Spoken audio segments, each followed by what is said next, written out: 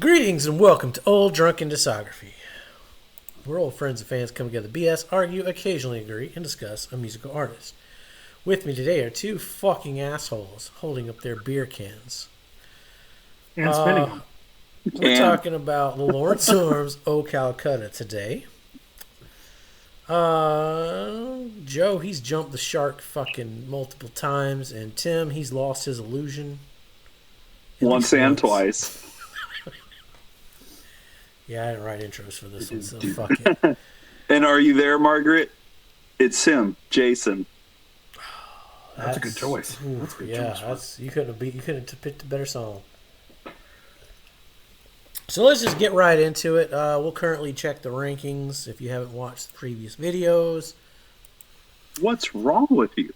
We are watch them twice. Currently sitting at Joe and I are kind of the same. Tim doesn't like the greatest story ever told. That's fine. That's why we're here. So yeah, I mean a lot of people I don't think like that one. So that I mean, sense. I think it's a fan might favorite. have a point here. I'm thinking it's a fan favorite. Just throwing it out there. And that's cool. I have no idea what a hot take is for the Lawrence Arms discography. If that even exists. I have no idea. We're making it now. Fuck it. Let me start with hot O take, Calcutta. baby. You want to start with O Calcutta? Yeah, it's been a minute since I started one of these. You go right fucking ahead. All right, 2006, we have O Calcutta. Now, this is really where we start sharing the songs. Instead of it becoming a, this singer's song or this singer's song where we're kind of in there. This is really more of a shared thing, which is something that prior to this album, we were getting hints of, and I really, really enjoyed every time it happened previously. I was like, man, whenever y'all are together, it just sounds amazing. Y'all have such a unique voice. We've talked about it in previous videos. Go watch them twice. So O Calcutta comes out in 2006. I have no idea where I was in 2006. We were not together for this album, though, I don't think. No, we were on a breakup. We were on a That's break, right. Joe.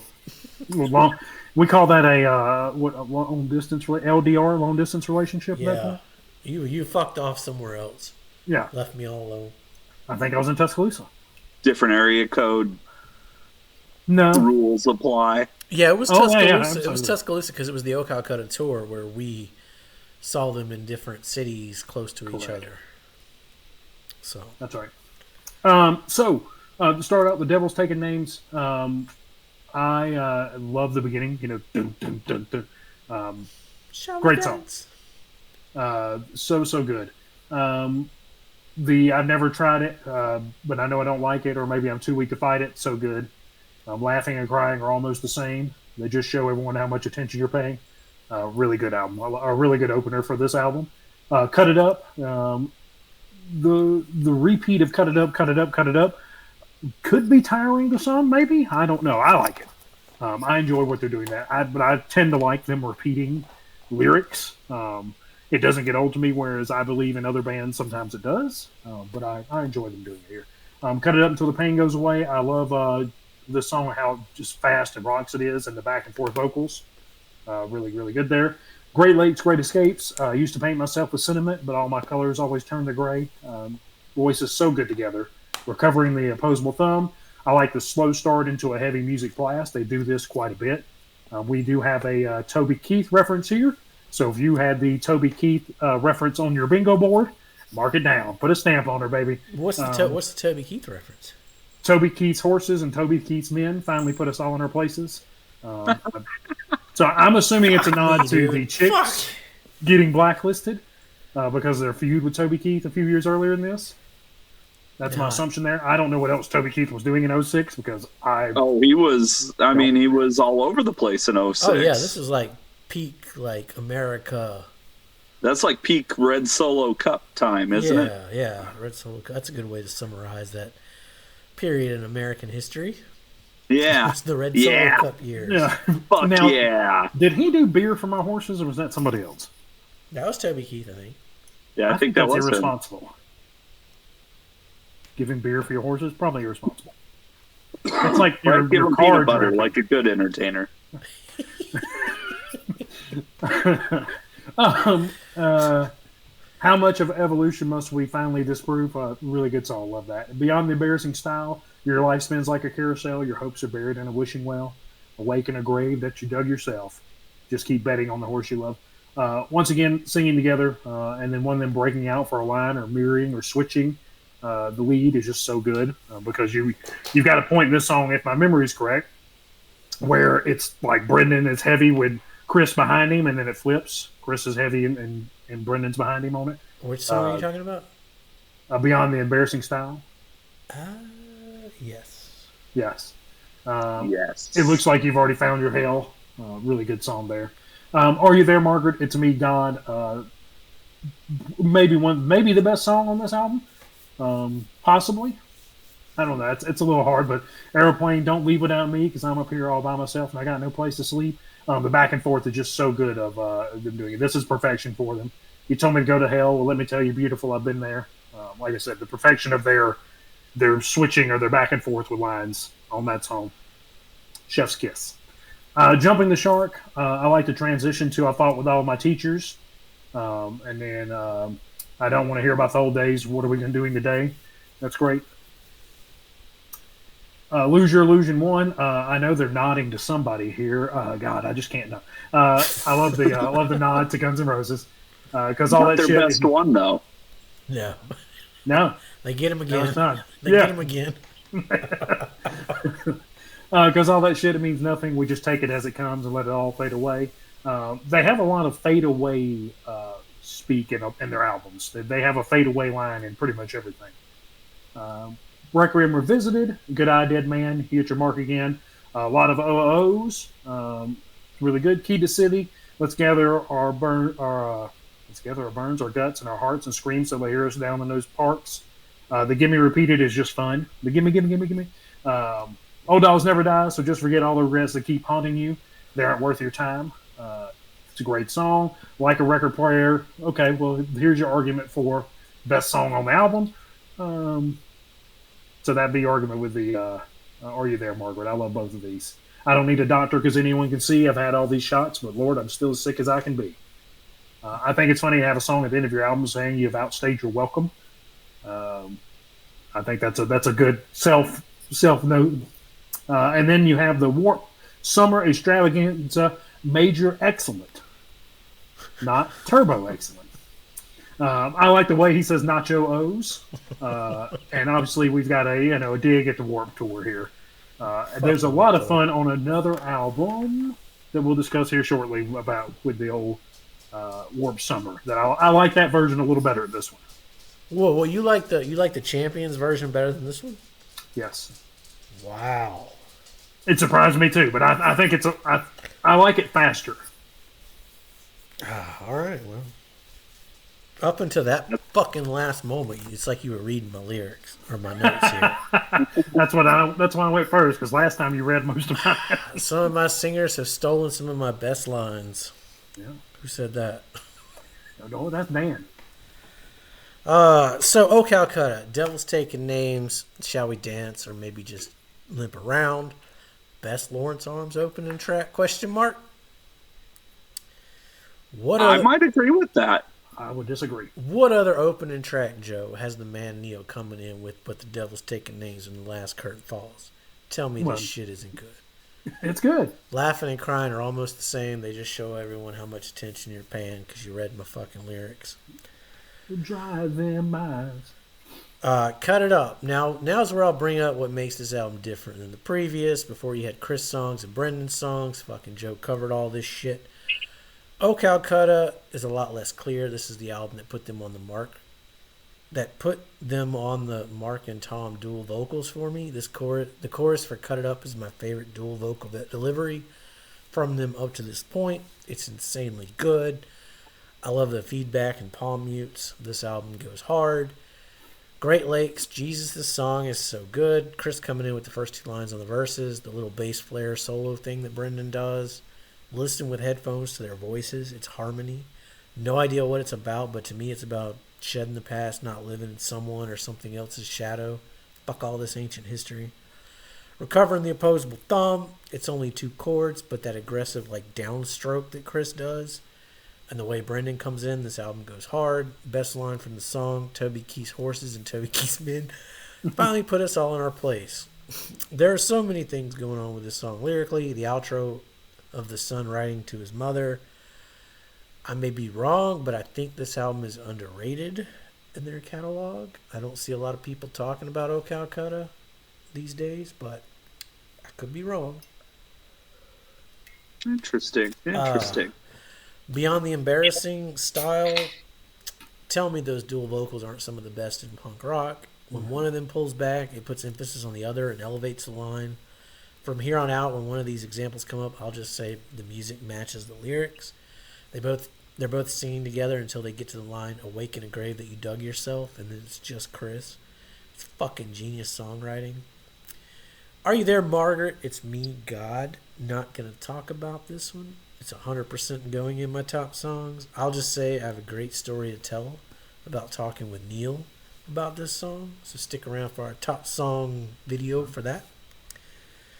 Because Neil was my the interest shit. to speak. Yeah, Neil was the shit. Jumping the Shark starts with this weird jazz thing going on, and then the verse kicks in. It's something new and different, and then the chorus hits. It's new and different. I love this song. Neil does some cool cymbal rides for a bit. Fun fact, my Xbox profile that I made on the 360 years ago has the quote, "Let's drink to the death of regret," for over 18 years now. Lose Your Illusion has a strange uplifting feeling to it. Something about the cut, because all this shit, it means nothing, as we just take it as it comes line. And the music, it's strangely uplifting. They do a lot of crazy vocal trade-offs and line switches in the song. It's so damn good. Requiem we revisited. I didn't know this was a cover for like years. But they kind of made it their own here. It just kind of feels like a Lawrence Arms song in the middle of a Lawrence Arms record.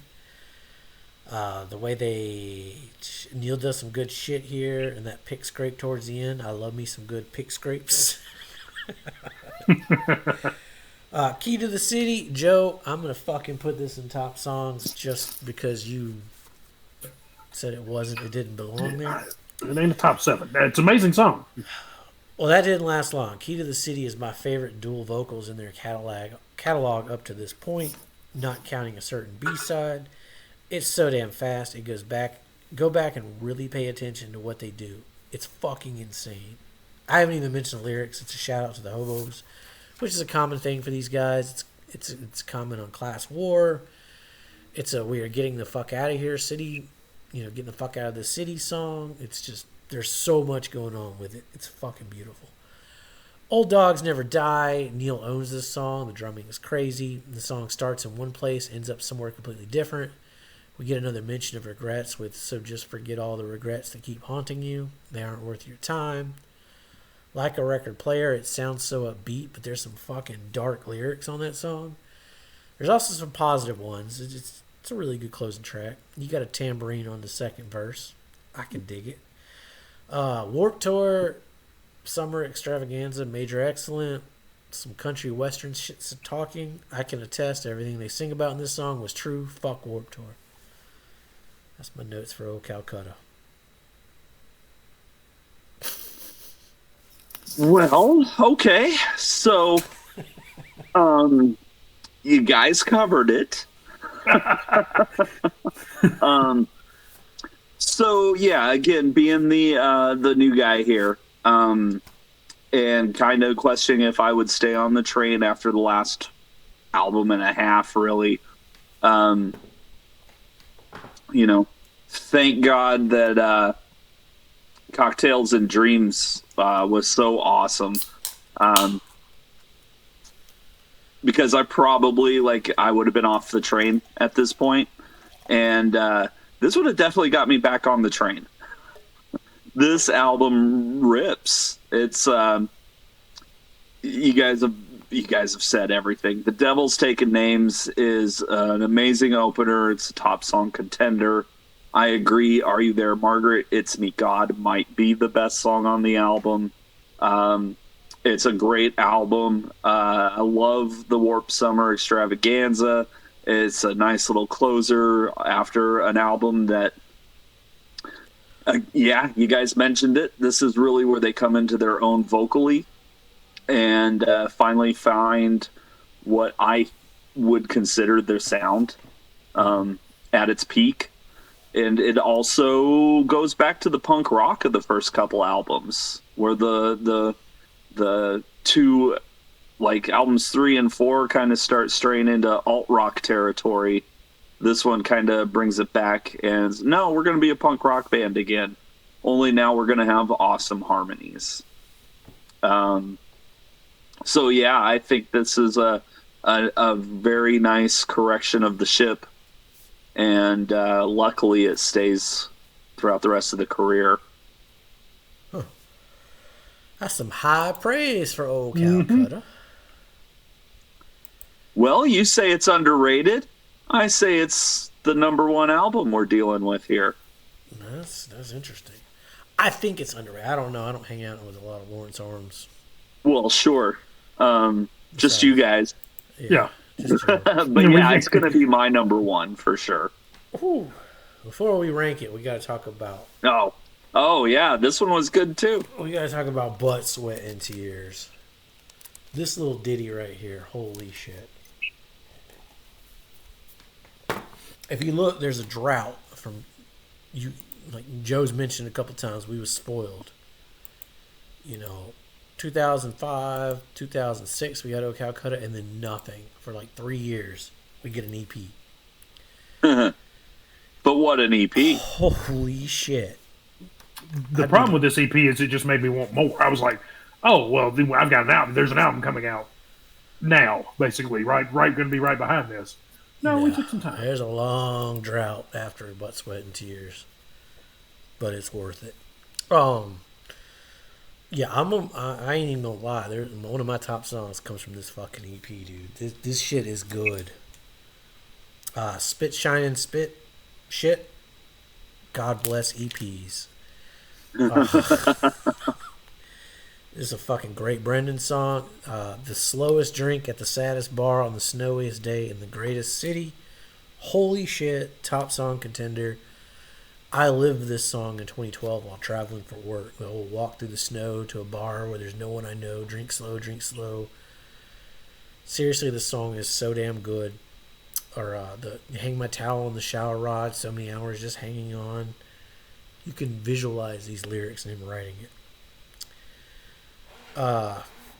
Lyrics like that make me buy into the juxtaposition of where they were imposing on the greatest story ever told. Them Angels is the closest to a fuck yeah, let's party song they've ever done. It's really damn good. Demons, my favorite Brendan Penn song on the EP. Neil does some interesting things.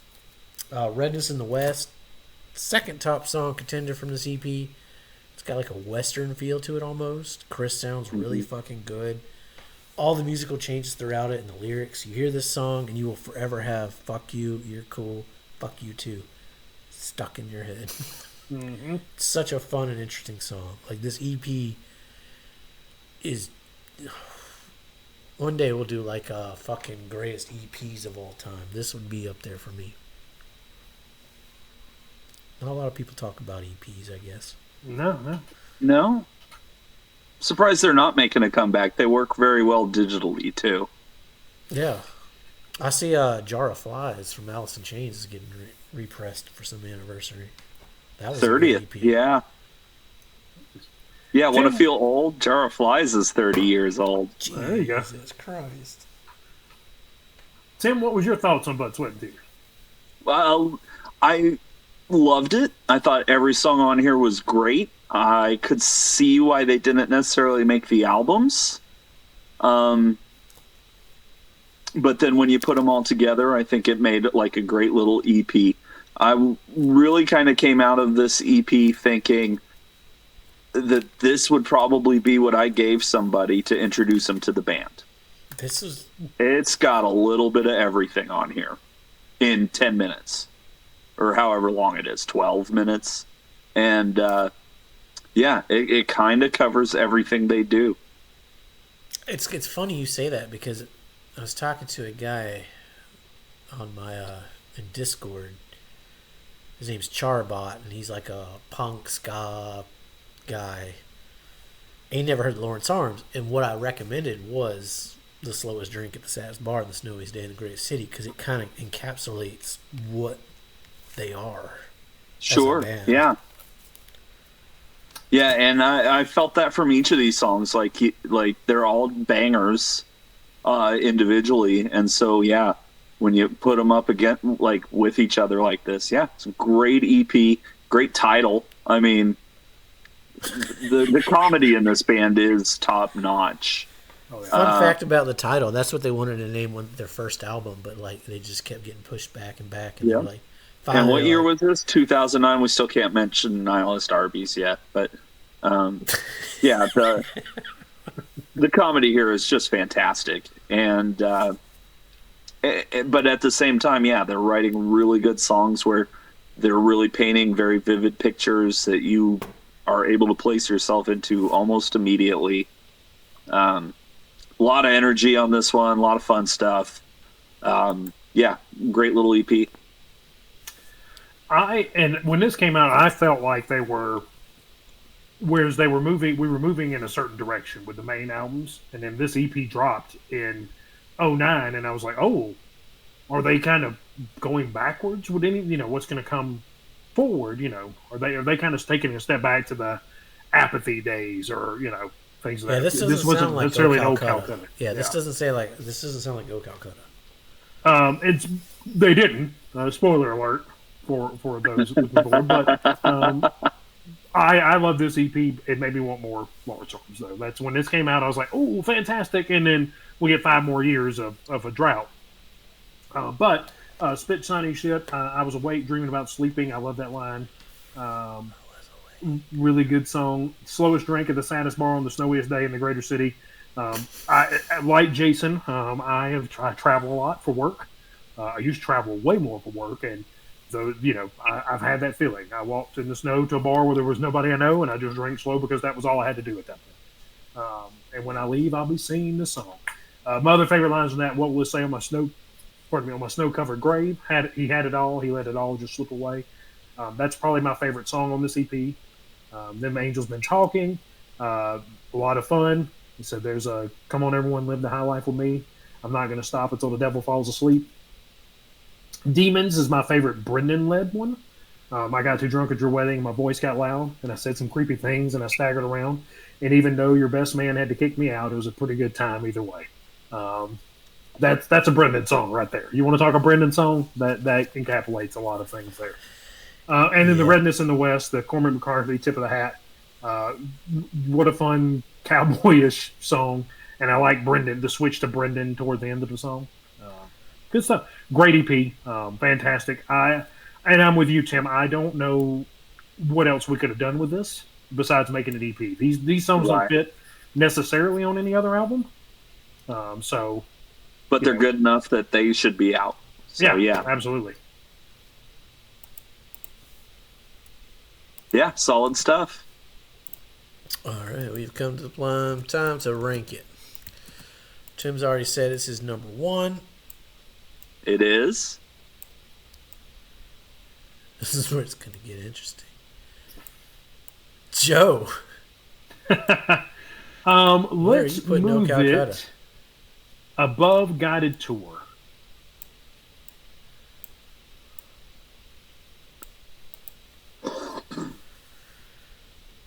All right, I'm just going to read my notes.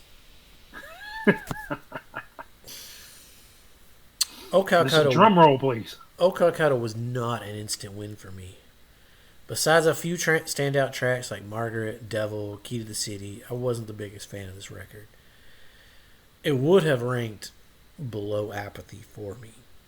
But over the years, somewhere before Metropole came out, it clicked with me. The songwriting growth alone on this album from the previous is insane. Ranking them now, this is easily my number 1.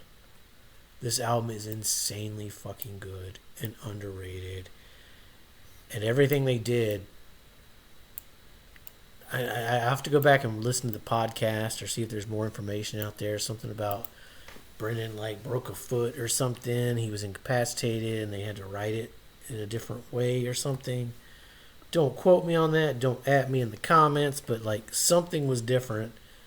And the writing style on this is just insanely top tier compared to what they did on Great Story. Easily.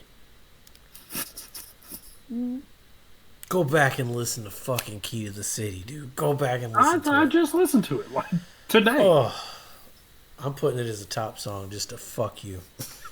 It don't hurt my look. I can't name a bad song off there. Fuck no, it's not a bad song. Out of their whole discography, I can't be like, this song doesn't deserve praise. That's true too. Some of the unreleased We Are the Champion ones I need a little more time with, but we'll get into that. Yeah, those are good too.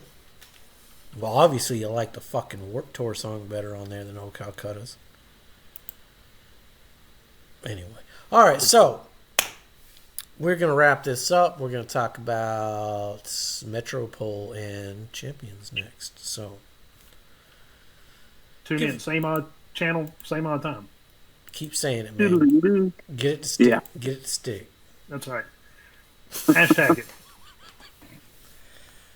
Be safe. Make good decisions.